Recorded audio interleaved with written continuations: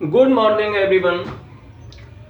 आज हम चर्चा करेंगे, बहुत इंपॉर्टेंट टॉपिक है आपके एग्जाम के दृष्टिकोण से भी, शिक्षण की अवस्थाएं। अभी तक हम पिछली वीडियो में शिक्षण क्या होता है इस पर चर्चा कर चुके हैं, शिक्षण की विशेषताओं पर भी चर्चा कर चुके हैं। आज का टॉपिक है हमारा शिक्षण की अवस्थाएं। शिक्षण अर्थात वह प्रक्रिया जो शिक्षा के तीनों चरों शिक्षक, शिक्षार्थी और पाठ्यक्रम अथवा समाज में संबंध स्थापित करती है, वह शिक्षण है। शिक्षण की विशेषताएं आप समझ ही चुके हैं। आज हमारा बात करेंगे, हम चर्चा करेंगे शिक्षण की अवस्थाएं। शिक्षण की अवस्थाएं एक इंपॉर्टेंट टॉपिक है आपके एग्जाम के दृष्टिकोण से भी। शिक्षण में जो प्रक्रिया है उसमें एक बहुत बड़ा रोल होता है उद्दीपन का,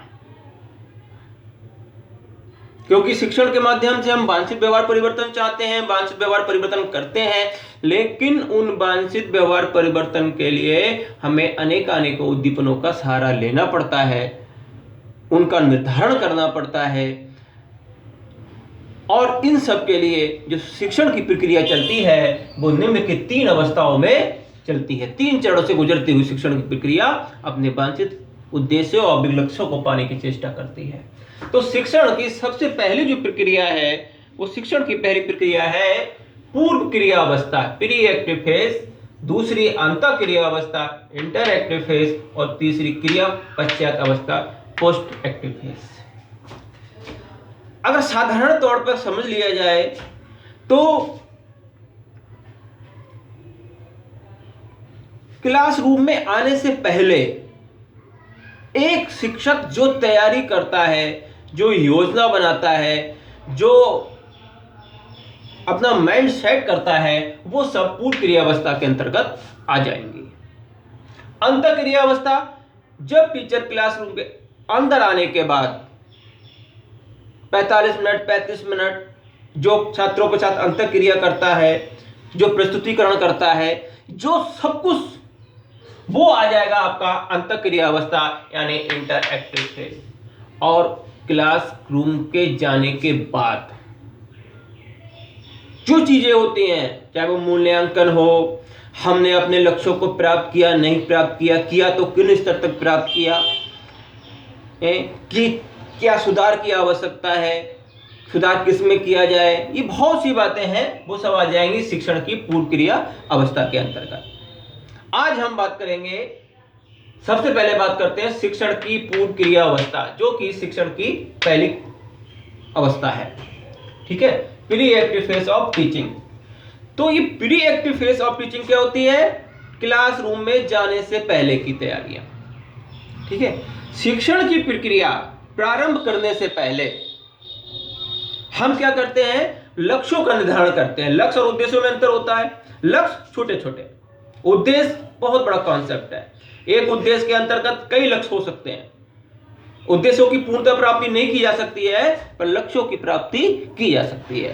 तो शिक्षण की प्रक्रिया प्रारंभ करने से पूर्व हम उसके लक्ष्यों का निर्धारण करते हैं, और हमको ये निर्धारण करना होता है कि हम कौन से वांछित व्यवहार परिवर्तन चाह रहे हैं, कौन से वांछित व्यवहार परिवर्तन करने हैं हमको, क्योंकि लक्ष्यों का निर्धारण बहुत जरूरी है। जब तक लक्ष्यों का निर्धारण नहीं होगा तब तक सफलता प्राप्त करने की संभावना नगण्य हो जाती है। अब शिक्षण के पश्चात हमको पहले निश्चित कि व्यवहार परिवर्तन करना है।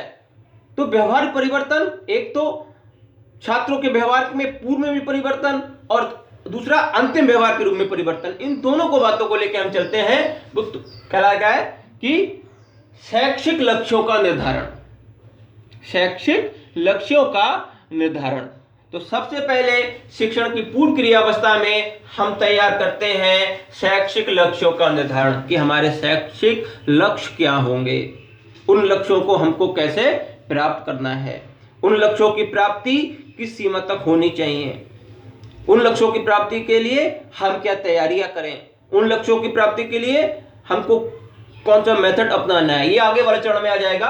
नंबर दूसरा इसका सब पॉइंट हो जाता है शिक्षण सामग्री के संबंध में निर्णय लेना। ठीक है। शिक्षण की पूर्व क्रिया में दूसरा पॉइंट हो जाएगा शिक्षण सामग्री के संबंध में निर्णय लेना। आपके शिक्षण के लक्ष्य निर्धारण हो गए। अब उन लक्ष्यों के निर्धारण के प्राप्त करने के लिए हमें किस प्रकार की शिक्षण सामग्री का चयन करना है। ये जो शिक्षण सामग्री का चयन करना है, इसका हम विश्लेषण करते हैं, चिंतन करते हैं, मनन करते हैं, और ये सब कहीं ना कहीं इस बात को निर्णय करता है कि अगर हम इन शिक्षण सामग्रियों का प्रयोग करेंगे तो हम लक्ष्यों की प्राप्ति की ओर अग्रसर होंगे। नंबर तीसरा इसका सब पॉइंट हो जाता है शिक्षण व्यूह रचना के संबंध में निर्णय लेना।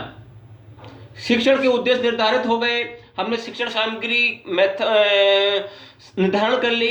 अब उसके बाद में सबसे लास्ट में रहता है कि शिक्षक शिक्षण के दौरान उनका उपयोग कैसे करेगा। शिक्षण व्यूह रचना, युद्ध की नीति। ऐसे युद्ध में युद्ध की प्लानिंग आपके पास है, प्लानिंग के बाद में आपके पास शस्त्र है, अस्त्र है, पर उनका यूज कैसे करना है। तो इसी प्रकार शिक्षण रूपी युद्ध में इस सबसे नीचे आ जाता है शिक्षण व्यूह रचना के संबंध में निर्णय लेना कि आपको टीचिंग मेथड कौन सा उपयोग करना है, कौन सी टेक्निक उपयोग करनी है, कहाँ पर आपको प्रस्तुतिकरण में क्या रोचकता लानी है। ये सब चीजें छोटी छोटी चीजें हैं जो बहुत बड़ा निर्धारण करती हैं शिक्षण को सफल बनाने में। वो आपका आ जाएगा ये शिक्षण व्यूह रचना के संबंध में निर्णय लेना। तो ये आपकी फर्स्ट अवस्था हो गई। अब इसकी बात करेंगे सेकंड की नेक्स्ट वीडियो में। तो शिक्षण की अवस्थाएं 3 अवस्थाएं, पूर्व क्रिया अवस्था, अंतः क्रिया अवस्था, क्रिया पश्चात अवस्था, pre active phase, inter active phase और पोस्ट एक्टिव फेज। शिक्षण की पूर्व क्रिया अवस्था में हम शैक्षिक लक्ष्यों का निर्धारण करते हैं, शिक्षण सामग्री के संबंध में निर्णय लेते हैं और शिक्षण व्यूह रचना के संबंध में निर्णय लेते हैं कि हमने जो कुछ किया उसका हम यूज कैसे करेंगे। ठीक है, धन्यवाद। नेक्स्ट वीडियो में हम इसकी 2 अवस्थाओं की बात करेंगे, अंतः क्रिया और क्रिया पश्चात। धन्यवाद।